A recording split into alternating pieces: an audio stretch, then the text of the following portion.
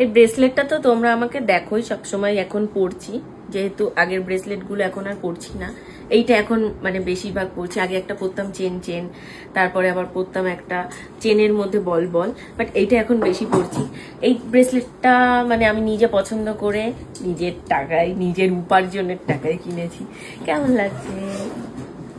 এই যে তোমরা বলো বাবার থেকে নিয়ে নিচ্ছ, বরের থেকে নিয়ে নিচ্ছ, আমি শুনি তোমাদের কথাগুলো, আমি কিছু বলি না। বাবাও দিচ্ছে, বাবা যেইটুকুনি দেওয়ার অবশ্যই দিচ্ছে, মানে তারপর আমার শ্বশুর বাড়ি থেকে যেইটুকুনি দেওয়ার দিচ্ছে। আমি কারোর উপর কোনো রকম কোনো মানে এরকম বলিনি আমাকে এত দাও অত দাও। তোমরা যেগুলো দেখো তার মধ্যে অনেকটাই আমার নিজের মানে নিজের কষ্ট করে নিজের উপার্জনের টাকায় বানানো।